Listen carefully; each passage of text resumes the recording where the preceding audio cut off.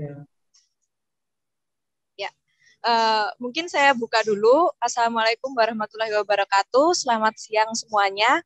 Eh, di sini hari ini saya senang sekali bersama dengan ada perwakilan dari Dinas Pariwisata Kota Yogyakarta, yaitu Kepala Dinas Bapak Wahyu Hendrat Moko.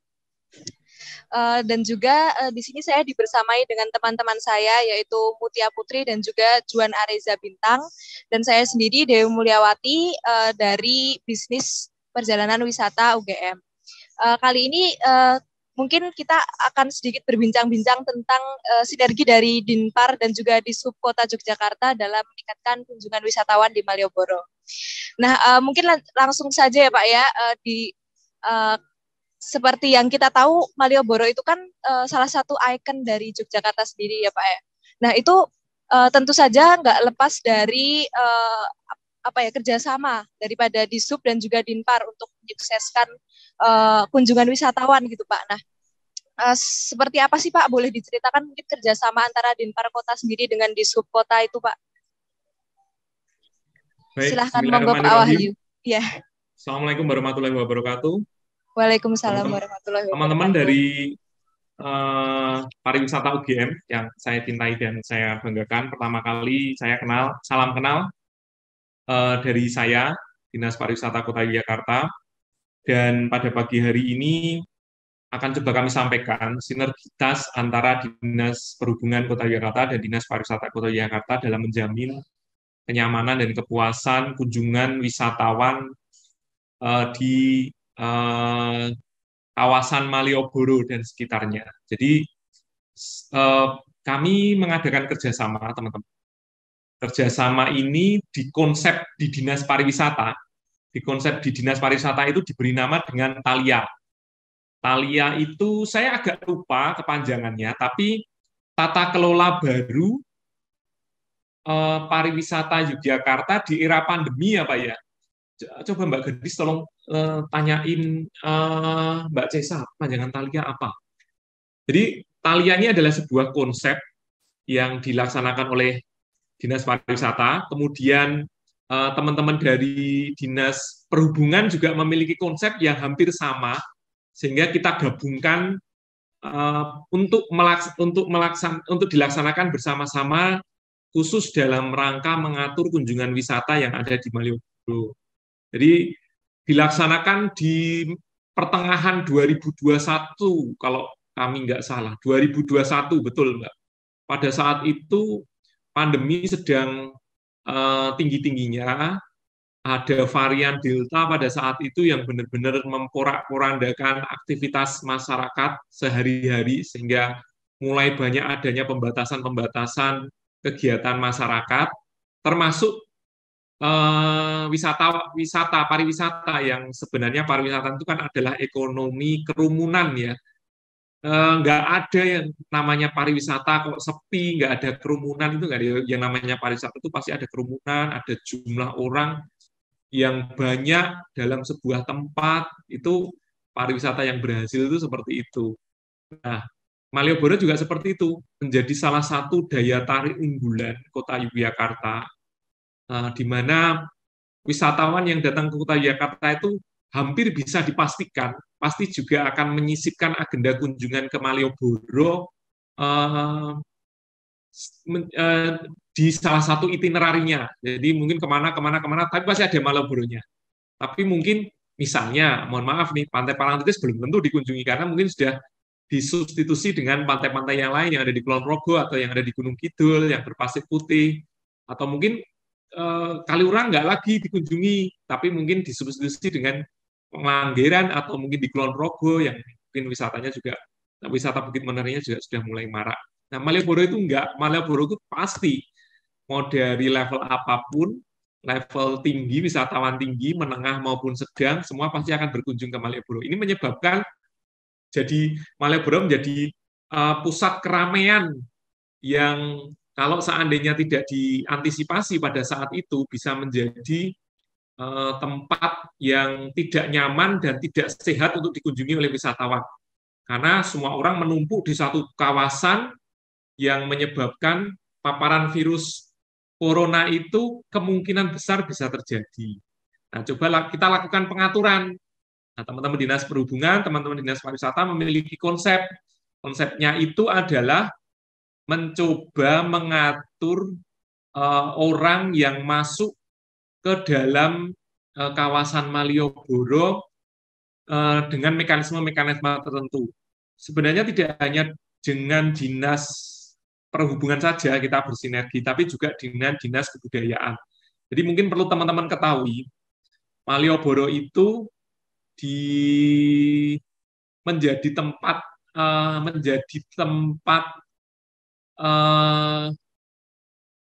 tempat bekerjanya atau tempat koordinasi dari 3 instansi, minimal 3 instansi di pemerintah Kota Jakarta. Yang pertama namanya Dinas Kebudayaan. Dinas Kebudayaan itu karena dia yang memiliki kawasan Malioboro dan sekitarnya. Jadi kawasan Malioboro dan sekitarnya itu kan sudah dinyatakan sebagai kawasan cagar budaya. Jadi tidak hanya menjadi destinasi wisata juga, tapi juga kawasan cagar budaya, berarti instansi yang berwenang secara langsung memiliki kawasan tersebut adalah Dinas Kebudayaan. Kemudian kami, Dinas Pariwisata, dengan tugas sebagai pembinaan dan pengawasan sektor kepariwisataan di Kota Jakarta, karena di situ juga menjadi destinasi wisata, kita juga masuk. Kemudian teman-teman Dinas Perhubungan, karena di situ juga ada jalan yang harus dikelola, manajemen jalan rayanya, maka mereka juga harus masuk. Nah, jadi 3 instansi ini yang berkolaborasi pada tahun 2021 untuk mengatur bagaimana caranya agar wisatawan yang datang tersebut dapat bergantian datang dengan nyaman. Kalau sudah nanti mereka akan keluar karena ada pembatasan waktu selama mereka berkunjung di situ. Namanya di tempat kami itu kami namai Thalia, tata kelola baru pariwisata era pandemi ya Pak ya. Saya agak lupa itu singkatan Thailand. Tapi konsep Thailand itu adalah sinergi dari tiga instansi ini, di mana Dinas Perhubungan nanti akan mencoba mengarahkan bis-bis pariwisata yang membawa wisatawan datang ke Kota Jakarta. Tidak hanya bis pariwisata, tapi juga kendaraan-kendaraan kecil untuk mereka sebelum ke Malioboro, mereka harus diperiksa dulu di terminal Giwangan. Apa yang diperiksa adalah dokumen-dokumen kesehatan. Pada saat itu kan kalau saatnya orang keluar kan harus memiliki hasil rapid test ataupun PCR. Nah, itu kita periksa, kemudian apakah bisnya sudah menerapkan pembatasan penumpang atau belum. Nah, itu juga sudah kita periksa, sembari memberikan mereka nomor antrian untuk bisa parkir di kawasan Malioboro. Jadi ada 3 tempat khusus parkir yang ada di kawasan Malioboro untuk bis-bis. Yang pertama adalah tempat khusus parkir Abu Bakar Ali, tempat khusus parkir Senopati, dan tempat khusus parkir Ngabian. Nah, kapasitasnya sangat terbatas. Sementara sehari itu mungkin ada sekitar 200-400 bis yang datang ke Kota Jakarta mengunjungi Malioboro, sehingga harus diatur. Misalnya bis yang pertama ada 10 bis sudah masuk ke tempat khusus parkir tersebut. Mereka diberi waktu 2 jam untuk bisa menikmati kawasan Malioboro dan sekitarnya. Kemudian 2 jam itu mereka harus sudah keluar dari kawasan Malioboro untuk diganti dengan bis yang membawa wisatawan yang lain. Nah, ini siapa yang men-screening pengunjung yang masuk ke kawasan Malioboro dilaksanakan oleh teman-teman Dinas Kebudayaan. Kemudian siapa yang men-screening bis dilaksanakan oleh teman-teman Dinas Perhubungan. Kemudian Dinas Pariwisata adalah melakukan sosialisasi, pengarahan, pembinaan kepada semua usaha jasa pariwisata, entah itu transportasi pariwisata, akomodasi pariwisata, maupun restoran pariwisata. Kadang ada juga bis-bis tersebut yang tidak ingin parkir di tempat khusus parkir tersebut, tapi langsung parkir di hotel. Nah, itu kita juga memberikan pembinaan kepada tempat pengelola usaha jasa pariwisata hotel untuk dapat mewajibkan setiap bis yang akan parkir di tempatnya harus di-screening dulu ke terminal Giwangan. Sehingga orang yang datang ke Kota Jakarta itu benar-benar orang yang bebas COVID.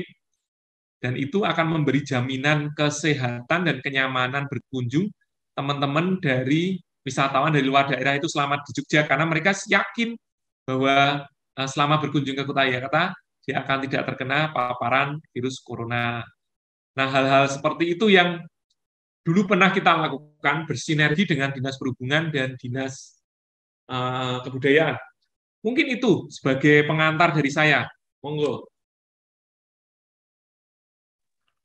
Oke, baik Bapak. Jadi seperti itu ya kerjasama antara Dinas Pariwisata dan juga Dinas Perhubungan, dan ada juga kerjasama dengan Dinas Kebudayaan untuk mengatur di kawasan Malioboro.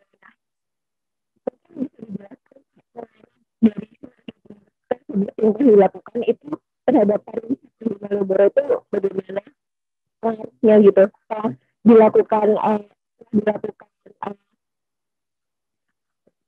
dilakukan itu apa namanya, Mbak Mutia, maaf bagian terakhir nggak jelas ya Mbak, masih belum jelas apa ya, atau mic-nya mungkin mic-nya extra mic itu mungkin nggak pakai mic langsung dari laptop aja. Gimana? Belum jelas. Mungkin saya saja Pak, nggak apa-apa. Ya, jadi dari yang disampaikan tadi itu apa sih Pak? Ada apa ya pengaruh gitu terhadap dari sinergi tadi yang dilakukan itu terhadap pariwisata di Malioboro sendiri. Selain apa ya tadi yang apa ya wisatawannya itu juga merasa nyaman seperti itu. Pengaruhnya ada dua, yang positif dan negatif. Yang positif yang jelas kita memberikan rasa aman, nyaman, dan sehat kepada wisatawan yang berkunjung ke Malioboro.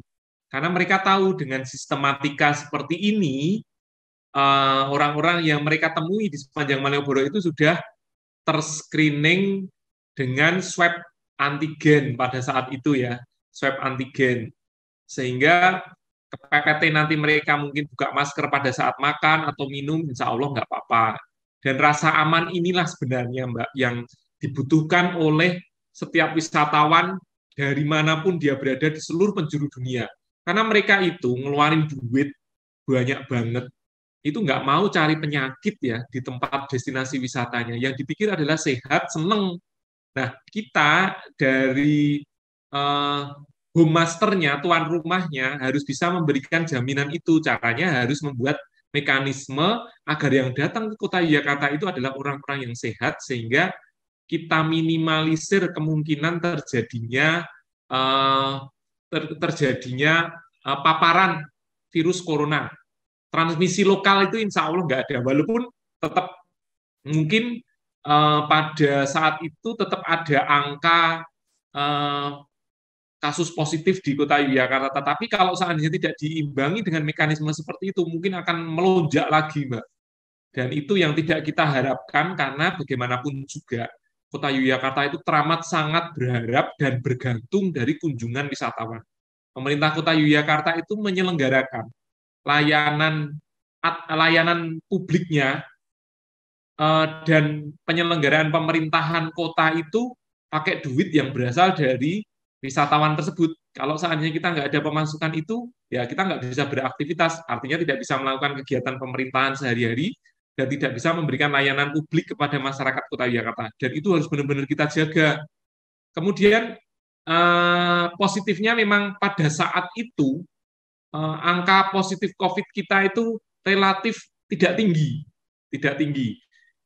Tapi kalau secara keseluruhan, karena kita itu nggak mungkin hanya Kota Yogyakarta saja yang bagus, kemudian daerah-daerah lainnya itu jelek, kita tetap dibikin level 1.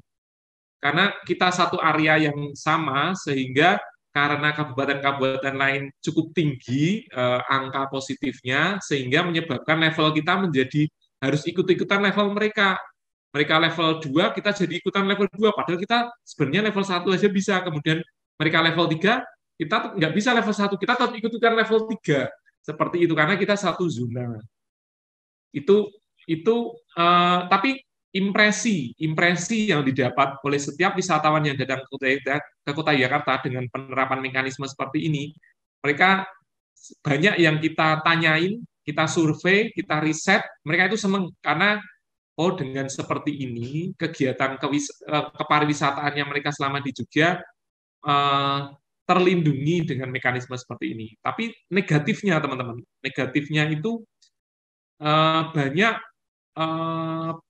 pengusaha perjalanan wisata yang colong-colongan. Jadi mereka terus tidak mengikuti mekanisme seperti ini, tetapi mereka menggunakan terminal bayangan untuk bisa memarkir bisnya.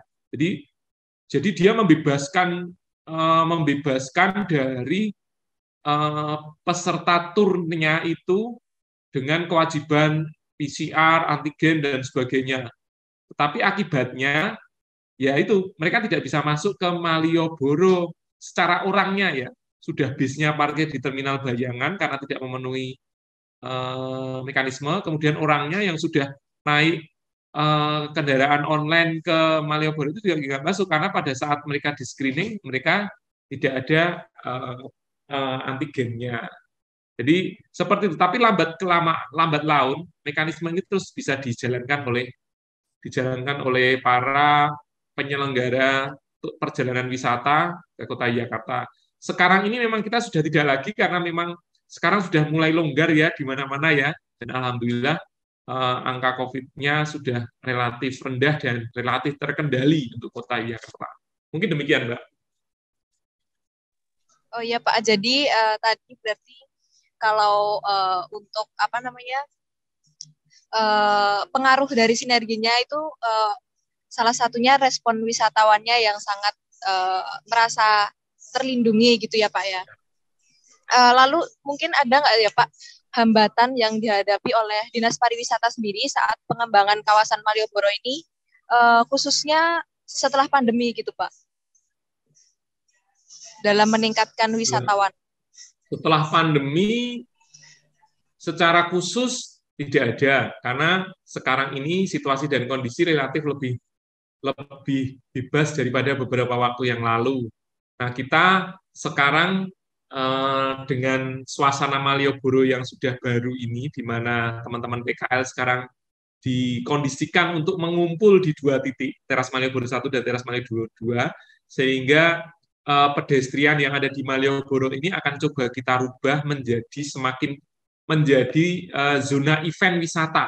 Jadi kalau Mbak Mutia, Mbak Dewi, Mas Juan tahu tentang Kota Malioboro di malam hari, itu kita bikin menjadi Car Free Night ya. Jadi kawasan Car Free Night dari jam 6 sampai jam 9. Kemudian dari jam 6 sampai 9 itu tiap hari kita gelontorkan dengan berbagai macam event-event wisata, dari mulai yang tari-tarian, yang seni musik, seni lukis, dan sebagainya, memanfaatkan Malioboro sebagai konsep panggung wisata terpanjang yang bisa dinikmati dan dimanfaatkan oleh wisatawan yang berkunjung ke Kota Jakarta yang mencari aktivitas wisata malam hari.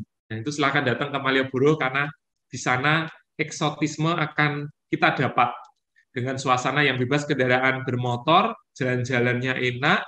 Kalau kita mau beli oleh-oleh langsung menyasar ke kedua tempat tersebut. Mungkin demikian.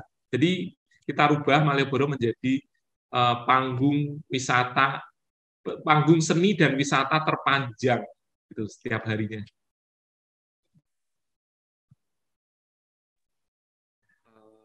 Saya izin bertanya, Pak. Monggo, Mas.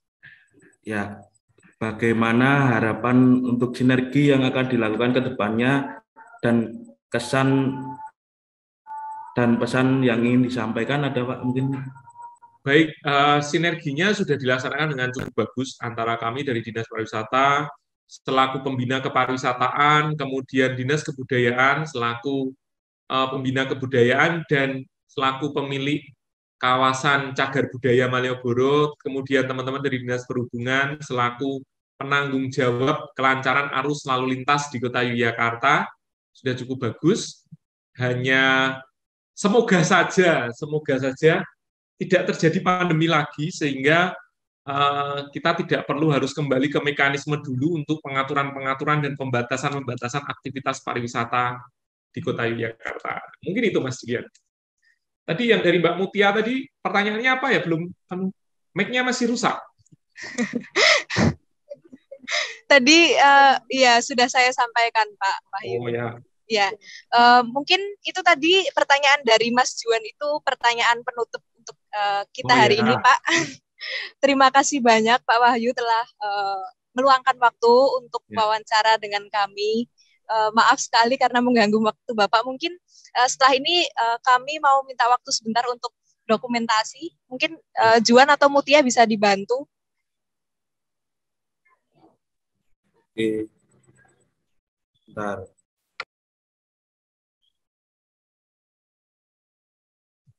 Pada saat dokumentasi saya minta tangan teman-teman seperti ini ya. Nah, ini adalah logo atau branding Kota Yogyakarta, YK. Ini adalah logo cinta untuk selalu melaksanakan aktivitas wisata di Kota Yogyakarta. Siap, Pak. Udah didokumentasikan? Mas Juan, tolong nanti dihitung ya. Oke.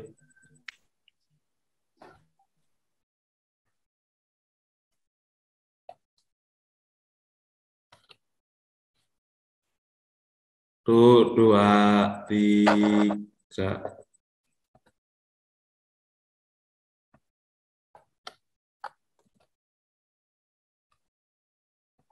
Oke, udah. Ya.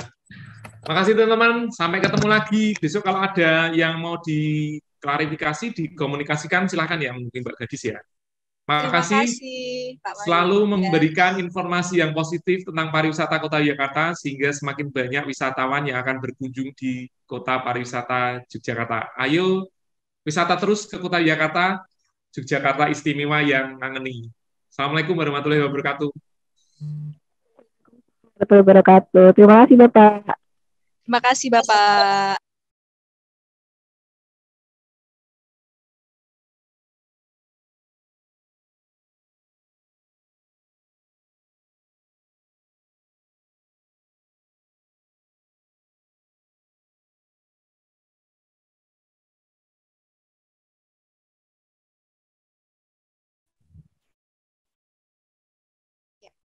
Suara saya terdengar jelas ya, Pak?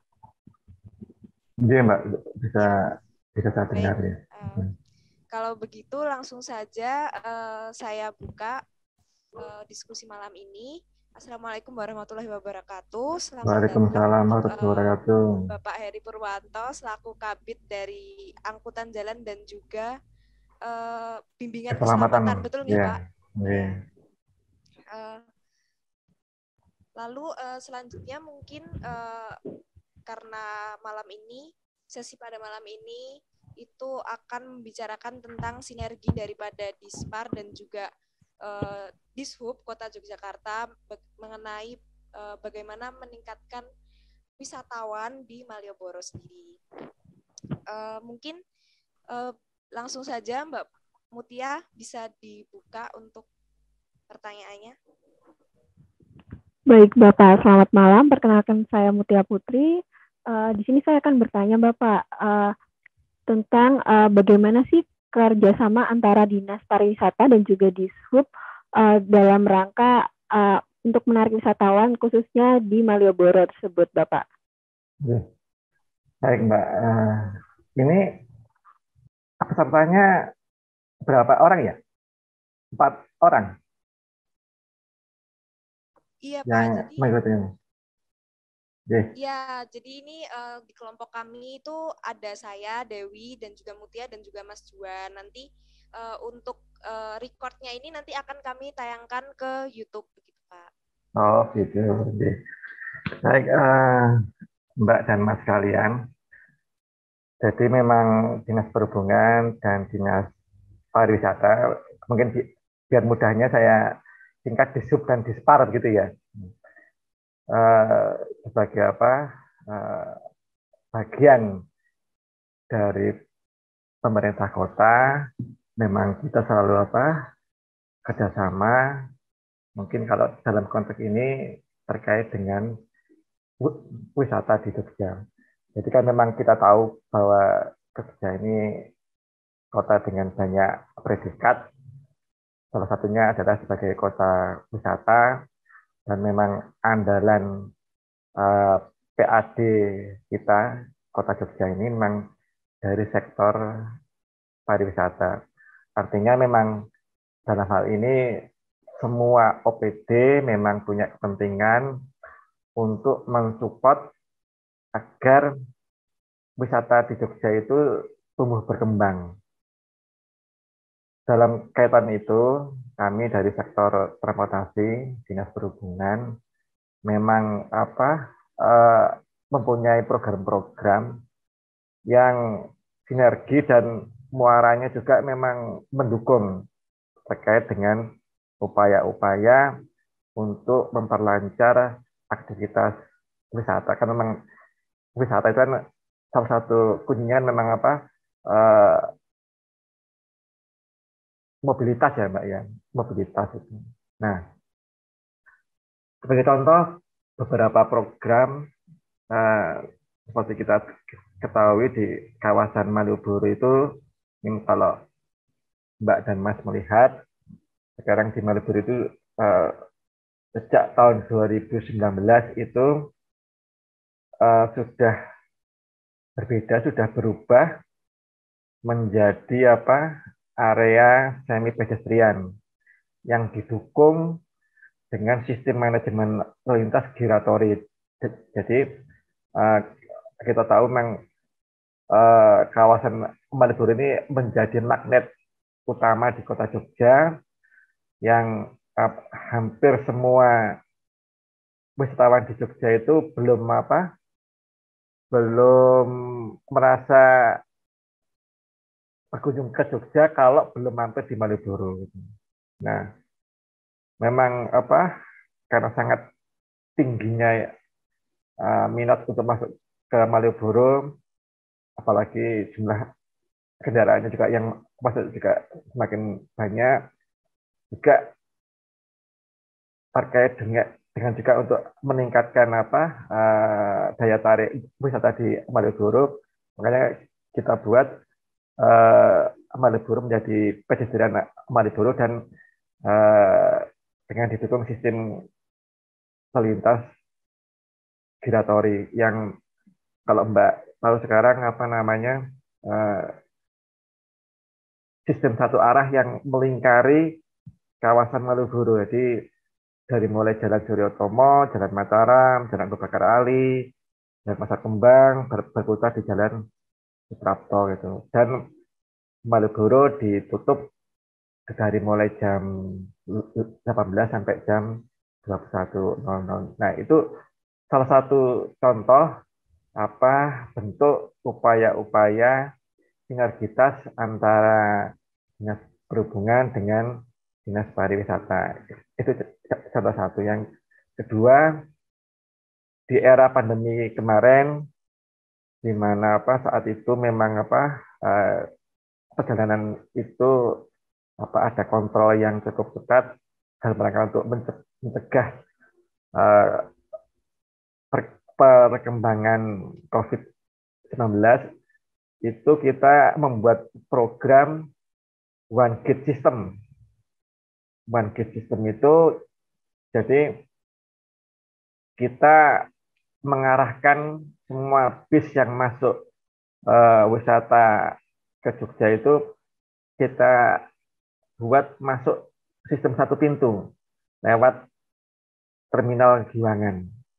Nah, di terminal Giwangan itu kita cek sudah vaksin atau belum gitu. Jadi kalau sudah memenuhi untuk lay jalan, baru kita kita transfer masuk ke kota, khususnya kawasan Malioboro, dan itu cukup berhasil. Jadi pada satu sisi bisa menekan lonjakan pandemi COVID, pada satu sisi wisatawan itu tetap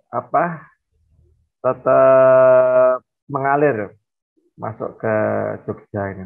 Nah, ini kemarin dua program itu memang apa namanya, support bersama, salah satunya Dishub dan Dinas Pariwisata. Mungkin begitu Mbak. Sementara. Oke, baik Bapak. Berarti bisa disimpulkan kalau bentuk sinerginya itu tadi ya Pak, kalau dari pihak Dishub itu juga mengatur lalu lintas yang membuat daerah Malioboro itu satu arah, lalu Ya, juga ikut meng-screening di ya, bus-bus datang di Terminal Giwangan tersebut ya iya, Pak. betul, betul. Oh, baik. Kalau boleh tahu, mungkin ada atau tidak Pak, kayak program yang spesifik gitu, yang kayak satu program yang benar-benar antara Dishub sama Dinas Pariwisata itu jadi satu selain yang Bapak sudah sebutkan tadi. Jadi saya kira cukup banyak. Ya, sebagai contoh misalnya setiap Dinas Pariwisata membuat event, khususnya event-event yang eh, membutuhkan pengaturan lalu lintas atau penutupan jalan, seperti misalnya apa, event-event Car Free Day gitu yang diinisiasi oleh Dinas Pariwisata, itu eh, selalu disupport oleh Dinas Perhubungan, baik yang sifatnya pengaturan lalu lintas maupun sarpras pendukung. Jadi misalnya untuk penutupan jalan, kita pasang water barrier segala macam yang fungsinya agar event-event yang diselenggarakan oleh Dinas Pariwisata itu tidak terlalu menimbulkan dampak lalu lintas yang terlalu besar. Nah, itu juga salah satu bentuk support kita ke Dinas Pariwisata. Begitu, Mbak. Oke Bapak, baik-baik. Mungkin bisa ini Pak, mungkin apa untuk hambatannya mungkin Pak, selama adanya proses sinergi antara Dishub sama Dinpar, itu mungkin ada nggak sih Pak hambatannya, apalagi kayak kalau misalnya Malioboro atau tempat-tempat wisata tertentu itu yang lagi banyak banget ramai untuk wisatawan yang datang, kayak Malioboro nih, misalnya ini lagi musim-musim liburan, sangat ramai wisatawan memenuhi Malioboro. Nah, itu gimana sih Pak hambatannya? Apakah ada?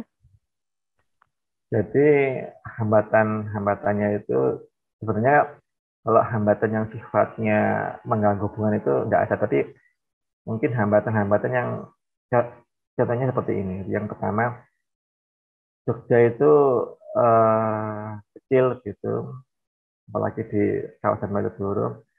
Jadi antara daya dukung, daya tampung dengan arus wisata yang masuk itu memang kita sadari memang sebenarnya masih kita belum optimal. Sebagai contoh, lahan parkir gitu. Jadi di kawasan Malioboro itu lahan parkir memang tidak sebanding kapasitasnya dengan kebutuhan. Jadi baik arus bis wisata maupun kendaraan pribadi itu yang masuk itu ribuan. Jadi survei kami di Dinas Perhubungan itu dalam akhir pekan, bis wisata yang masuk ke kota utamanya, ke kawasan Malioboro itu mencapai 1.000 bis.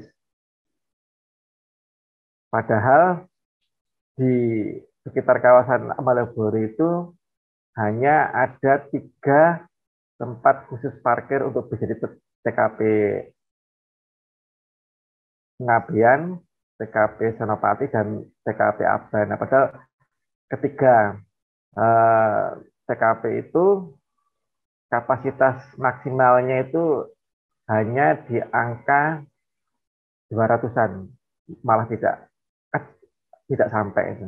Nah, jadi kemana bis-bis yang yang jumlahnya ratusan ini yang apa namanya yang memang menjadi PR kami untuk bagaimana terkait dengan ketersediaan lahan parkir agar wisatawan bisa lebih nyaman di Jogja. Itu baru di bis. Belum lagi yang wisatawan yang menggunakan kendaraan pribadi gitu. Jadi hambatannya yang pokok itu adalah keterbatasan infrastruktur atau sarana pendukung untuk menunjang terkait dengan aktivitas wisatawan. Gitu, Mbak. Oke, jadi untuk hambatannya selama ini berarti itu lebih ke tempat parkir yang masih belum mencukupi untuk bis-bis wisatawan ya, Pak ya? Nah, untuk lainnya mungkin ada hambatan lain atau mungkin kalau misalnya mengenai hal tersebut itu ada nggak sih Pak campur tangan dari Dinpar juga gitu untuk ikut mengatasi masalah tersebut? Jadi kan memang kita dengan Dinpar itu kan memang sering ketemu dalam setiap kali ada perencanaan suatu kegiatan itu kita selalu kita rapatkan bareng dengan dinas pariwisata gitu. Nah, ketersediaan lahan parkir yang tadi saya sebutkan sebagai satu masalah itu memang dinas pariwisata juga ikut menjadi concern mereka juga gitu. Jadi makanya ini juga disebarkan informasi kepada kepada yang calon-calon wisatawan yang mau masuk ke Jogja gitu melalui mungkin asosiasi jadi agar mereka juga sebelum masuk ke Jogja itu sudah sudah tahu ancur-ancur parkirnya di mana gitu. Termasuk juga hotel-hotel dihimbau untuk bisa menyediakan lahan parkir yang cukup. Kemudian juga himbauan kepada wisatawan juga agar juga mengoptimalkan penggunaan angkutan umum. Jadi masuk ke Jogja misalnya menggunakan kereta api gitu. Jadi seperti ini yang mungkin juga cukup membantu misalnya gitu agar tadi yang masalah yang saya utarakan itu bisa kita kurangi lah gitu. Mungkin begitu. Oke, baik Bapak. Jadi itu ya hambatan dan mungkin beberapa solusi dan himbauannya. Saya mau izin masuk. Jadi Pak Heri, saya mau izin bertanya Pak. Tadi saya sempat dengar mengenai salah satu bentuk sinergi dari Dinpar Kota dan juga di subkota itu ada waktu pandemi itu satu pintu untuk wisatawan yang dari luar gitu ya Pak. Nah, di Terminal Gewangan. Nah itu ada tantangan tersendiri nggak sih Pak dalam pemberlakuan sistem tersebut? Ketika kita melakukan satu program,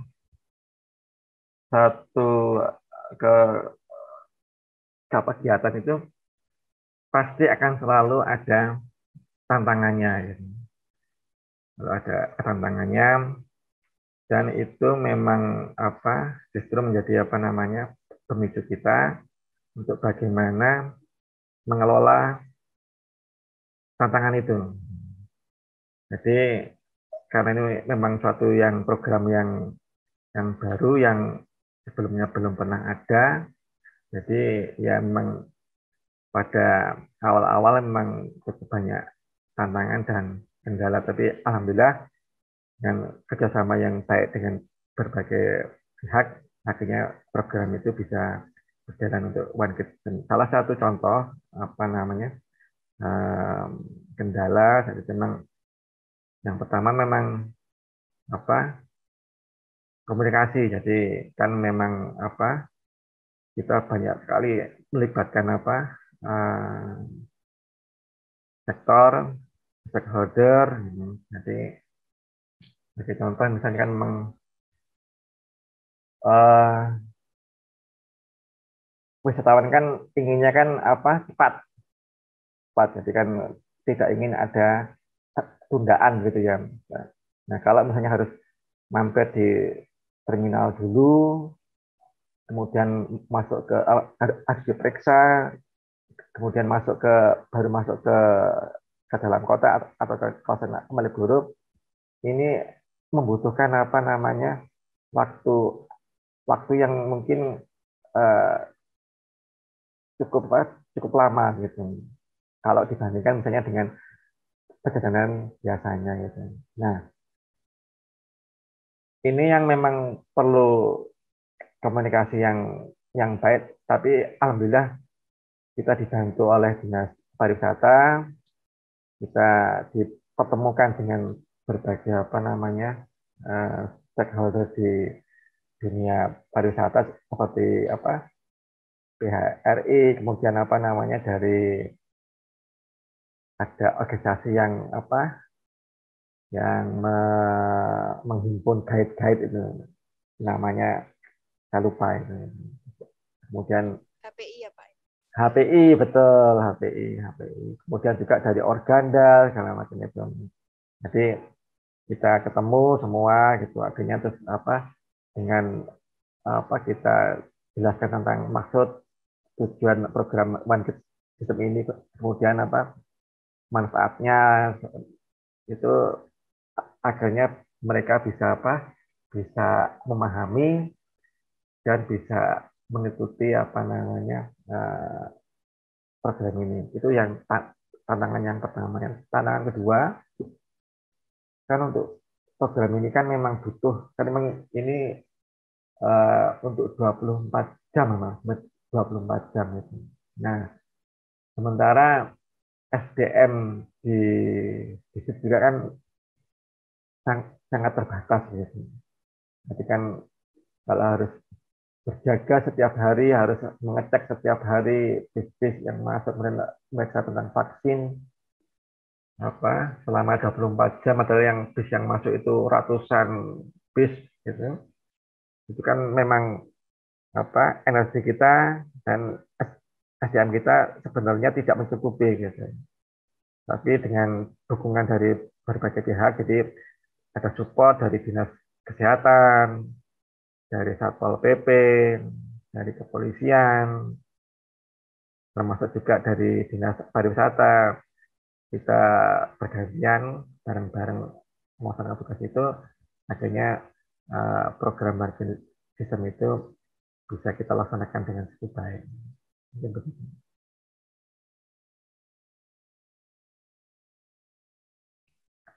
Ada lagi? Ya. Mungkin teman-teman yang lain ada pertanyaan. Ini dari fakultas apa ini Mbak Mas Muan? Kami dari Fakultas Sekolah Vokasi, Bapak. Prodinya Bisnis Perjalanan Wisata. Ya. Ini dari UGM? Iya, UGM, Bapak. Kampusnya di mana nih? Yang di Visipol atau? Yang di Mirota, Pak, dekat Mirota. Oh, dekat Mirota. Jadi yang sebelah Blimbing Sari itu? Ya, benar. Ya. Dulu saya kuliah di apa situ juga dulu gitu. Kosnya dulu di Blimbing Sari dulu. Oh. Tapi saya kuliahnya tahun 91, jadi mungkin ya bukan mungkin, pasti adik-adik ini belum pada lahir ya. Belum, Bapak. 2000-an, Pak, kami, Pak. 2000 ya, anak-anak generasi Z ya, Pak? Milenial ya? Iya, generasi Z. Oke, enggak. Lanjut. Silakan yang ingin tanya. Saya izin bertanya, Pak. Ya.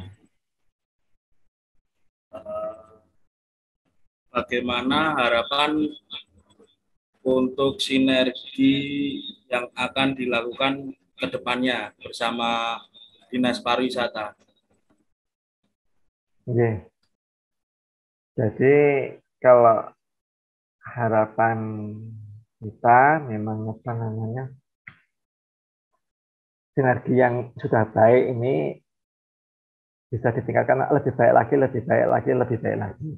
Yang pertama, yang kedua, harapan kami memang apa, kalau dari sektor transportasi, dari lalu lintas itu memang kita sebenarnya ingin agar bagaimana event-event wisata, event-event pertunjukan wisata itu kalau bisa itu semakin kita kurangi untuk tidak menempati di ruas jalan gitu. Karena kan memang ruas jalan itu kan memang kepentingan pokoknya kan untuk kepentingan lalu lintas. Sekali kita menutup jalan itu sebenarnya sudah apa namanya dalam tanda petik itu mengganggu atau menghambat ribuan pengguna jalan lainnya gitu. Nah, mungkin kita memang harapannya itu kita akan semakin banyak mungkin tempat-tempat yang di luar badan jalan misalnya kayak panggung atau apa yang itu bisa menjadi tempat-tempat atraksi pertunjukan yang bisa menarik banyak wisatawan tapi juga tidak terlalu mengganggu arus lalu lintas. Jadi biar semua kepentingan itu bisa terakomodasi dengan baik. Mungkin begitu, Mas Juan ini ya. Oke, Pak. Ini ya, laki-laki sendiri ya. Seperti James Bond ya.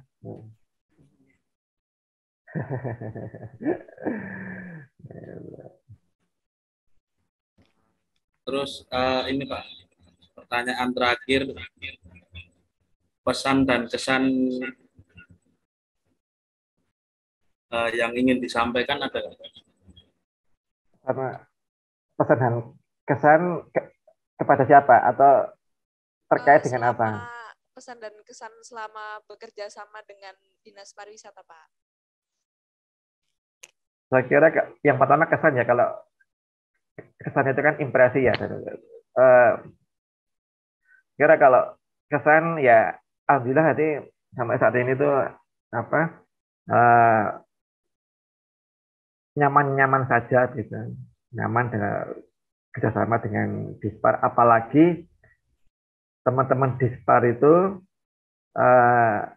hampir semua itu teman-teman semua teman-teman yang cukup dekat, cukup teman-teman satu angkatan lah gitu. Jadi seperti Pak Wahyu, Kepala Dinas Pariwisata, kemudian Bu Lis Piliang yang kabitnya, kemudian Bu Cesar, itu teman saya satu angkatan masuk di Pemda gitu. Nah, seperti itu. Kemudian Pak Sekdinya, Pak Zandaru itu juga mantan di Sub, teman sebelah meja saya. Jadi selain hubungan kedinasan, saya dengan pejabat-pejabat dari Dispar itu juga yaitu hubungan temanan lah itu. Jadi makanya kerjasamanya itu nyaman lah gitu. Tadi pas dengan Dispar, dengan siapa wawancaranya? Kebetulan tadi kami langsung dengan Bapak Wahyu Hendratmoko, Kadisnya. Oh iya. Jadi beliau itu yaitu teman satu angkatan itu, terus kepala bidangnya juga yang di bawahnya juga itu semua juga teman satu angkatan, satu leteng gitu. Jadi begitu Mbak Dewi, Mbak Mutia, dan Mas Juan. mungkin pertanyaannya itu saja sih Pak untuk malam ini. Terima kasih banyak untuk Bapak Heri karena sudah menjawab semuanya. Semoga kedepannya juga lancar selalu untuk sinerginya bersama dengan Dinas Pariwisata. Mungkin untuk terakhir kami minta untuk sesi foto bersama Pak untuk dokumentasi.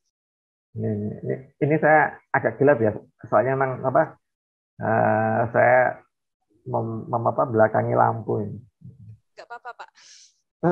Nanti akan ditayangkan di YouTube apa ini? Diupload ke YouTube sebagai sebenarnya ini kami wawancara itu untuk memenuhi tugas kelembagaan gitu Pak. Untuk tugas akhir atau tugas mata kuliah ini? Tugas mata kuliah Mata ujian kuliah. akhir semester.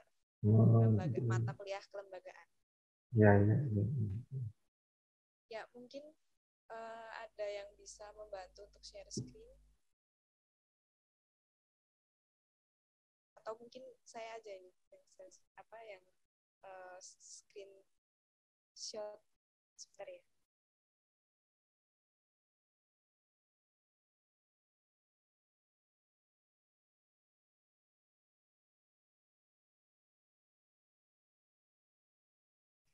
Mutia bisa bantu screenshot nggak ya? Bisa. Ya. Dihitung ya, Mut. Oke. 1, 2, 3. Sekali lagi. 1, 2, 3. Oke, terima kasih Bapak. Ya, sami-sami. Ya, terima kasih. Semoga sehat-sehat selalu. Amin. Sukses juga ya untuk semuanya ya. Untuk Mbak Dewi, Mbak Muti, dan Mas Juan gitu ya. Semangat selalu gitu. Bisa bertemu langsung Pak. Ya. Begitu? Cukup? Saya sudah bisa live.